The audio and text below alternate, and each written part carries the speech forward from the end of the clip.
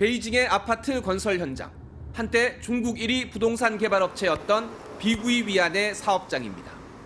중국 부동산 시장이 얼어붙으면서 비구이 위안은 지난해 10월 달러 채권에 대한 채무 불이행을 선언했습니다.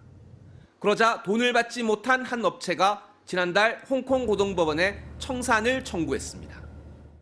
또 다른 대형 부동산 업체인 헝다에 대해서는 홍콩 법원이 이미 지난달 청산 명령을 내렸습니다.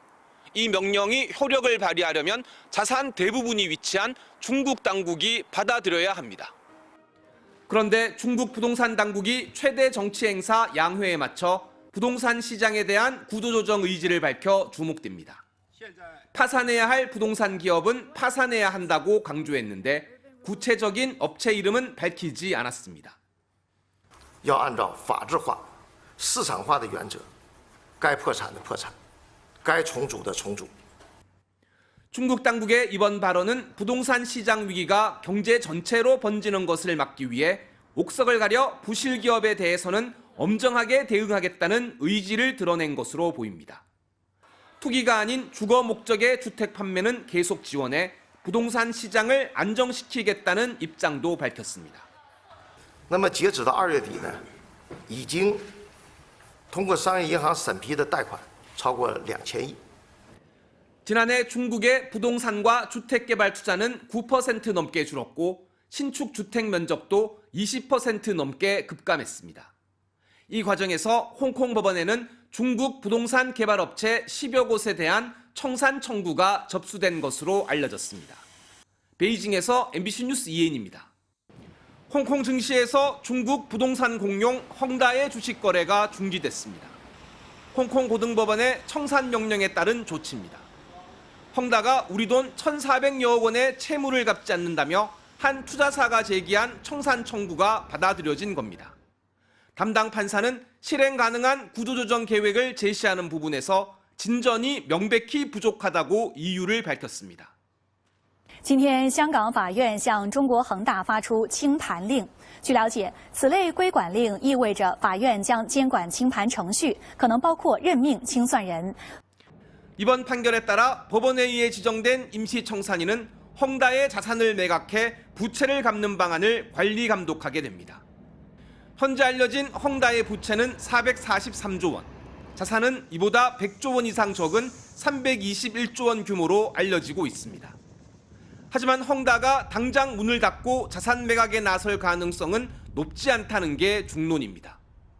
헝다 자산의 대부분이 중국 본토에 있는데 중국 홍콩 간 협정에 따라 중국 본토 법원이 홍콩 법원 판결을 받아들여야 효력이 발생하기 때문입니다.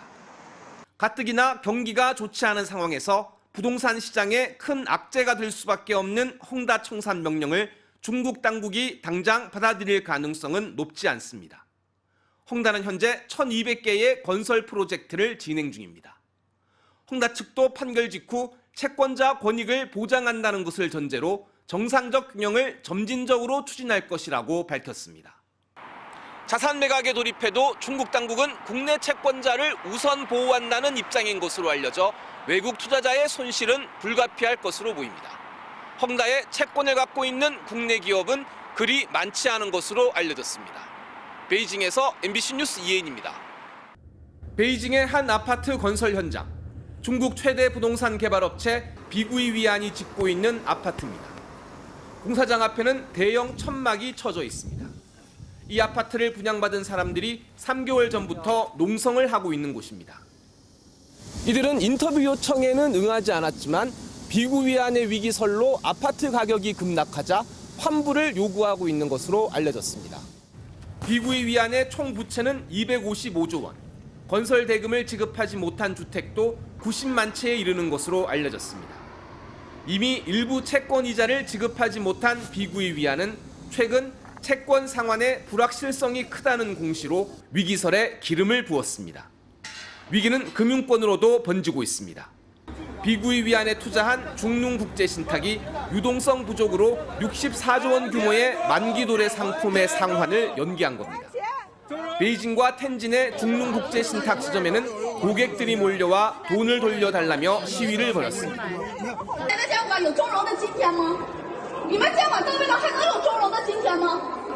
중국 경제의 더 큰 문제는 위드 코로나로의 전환에도 내수와 수출 모두 회복될 기미를 안 보인다는 겁니다. 내수를 보여주는 소매 판매 증가율은 지난달 2.5%로 시장 추정치 4.5%를 한참 밑돌았고 수출도 지난해 대비 14.5%나 줄었습니다. 주요 투자은행들도 올해 중국 경제 성장률 전망치를 줄줄이 낮추고 있습니다. JP모건 체이스는 6.4%에서 4.8%로, 일본 미주호 증권은 5.5%에서 5%로, 바클레이즈도 4.9%에서 4.5%로 내렸습니다.